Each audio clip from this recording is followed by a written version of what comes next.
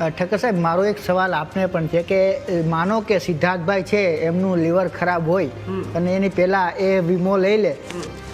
અને વીમામાં એ જણાવતા નથી કે એનું લીવર ખરાબ છે, તો વીમા પોલિસી વીમો આપતા સમયે કોઈ ખરાઈ કરે છે કે અમને કોઈ બીમારી છે કે નહીં? કારણ કે મેં જ્યારે થોડા સમય પહેલાં લોન લીધી અને એની સાથે ઇન્સ્યોરન્સ લીધો તો કોઈ પણ પ્રકારના મેડિકલ ડોક્યુમેન્ટ્સ છે તે માગવામાં નથી આવ્યા, તેમ છતાં તેમાં હાર્ટ એટેકથી લઈ અને કોઈ મેજર ડિસીઝ થાય તો એ કવર કરવામાં આવે છે.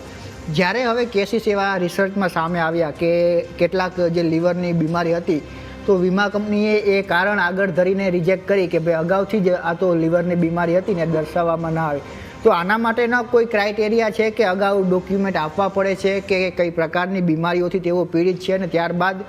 વીમા પોલિસી તેઓ લઈ રહ્યા છે? વાત એ છે કે ઇન્સ્યોરન્સ કંપની અને કસ્ટમર અને એડવાઇઝર આ ત્રણેય ભેગા મળીને એક એગ્રીમેન્ટ કરી રહ્યા છે અને આ એગ્રીમેન્ટની અંદર જેટલી જવાબદારી વીમા કંપનીની છે, જેટલી જવાબદારી એડવાઇઝરની છે, એટલી જવાબદારી કસ્ટમરની પણ છે. અને કસ્ટમરે પણ વીમો લેતી વખતે પોતાની હેલ્થ અથવા તો આર્થિક એમના જેટલા પણ નિર્ણયો છે અથવા તો આર્થિક એમની ગતિવિધિઓ જે રહેવાની છે તો એ બધાની સચોટ માહિતી વીમા કંપની સુધી પહોંચાડવી જોઈએ. અને એ અચ્છા માની ચાલો કે ઘણીવાર કેવું થાય છે કે અમુક રૂપિયા, જેમ સાહેબે ટર્મ પ્લાનની વાત કરીએ હમણાં, અથવા તો હવે લાઈફ ઇન્સ્યોરન્સની આપણે વાત કરીએ છીએ, તો લાઈફ ઇન્સ્યોરન્સની અંદર અમુક રૂપિયા સુધીના વીમામાં તો વીમા કંપની કસ્ટમર ઉપર જ ભરોસો કરતી હોય છે. 10 લાખ, 12 લાખ, 15 લાખ, 20 લાખનો વીમો લેવો હોય તો કસ્ટમરનું ખાલી આધાર કાર્ડ હોય તો પણ વીમા કંપની વીમો આપી શકે છે અને એ જે કહે છે એ જ સાચું માનીને ચાલે છે. પરંતુ જો કસ્ટમરને આવા પહેલથી ડિસીઝ હોય તો એ ડિસીઝની એને જાણકારી કરવી જ જોઈએ અને જે જાણકારી કર્યા પછીથી અમુક વીમા કંપનીએ એના લગતા રિપોર્ટ્સ કરાવતા હોય છે અને રિપોર્ટ્સ કરાયા પછીથી વીમા કંપનીના જેટલા પણ જે અંડરરાઇટિંગ ડિપાર્ટમેન્ટ છે એ અંડરરાઇટિંગ ડિપાર્ટમેન્ટ નક્કી કરે છે કે આ કસ્ટમરનો વીમો આપવો જોઈએ કે ના આપવો જોઈએ. ઘણીવાર કેવું થાય છે કે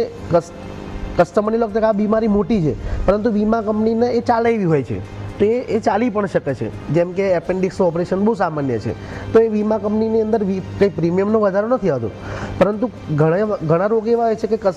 વીમા કંપનીને એવું લાગે કે ભાઈ આના માટે થોડુંક પ્રીમિયમ તમારે વધારે આપવું પડશે, તો એ વધારાના પ્રીમિયમ સાથે પણ વીમા કંપની પોલિસી પાસ કરતી હોય છે. ઘણીવાર એ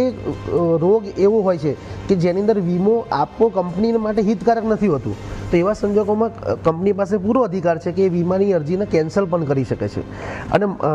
તમે જે કીધું અથવા તો આ બધા જ પ્રોબ્લેમની જડ અહીંયાથી શરૂ થાય છે. જો આ જ વસ્તુને યોગ્ય રીતે જો સમજવામાં આવે ને તો આટલા બધા પ્રોબ્લેમ, આટલા બધા નિષ્ણાતો, આટલા બધા વકીલોની, આટલા બધા કોર્ટ, મેં કીધું કે કોર્ટની ઉપર ભારણ છે, તો કોર્ટની ઉપર પણ આટલી બધી જવાબદારી ના બને જો કસ્ટમર અને એજન્ટ અને વીમા કંપની વીમો લેતી વખતે જ આ બધી જો ચોખવટ કરી લેતો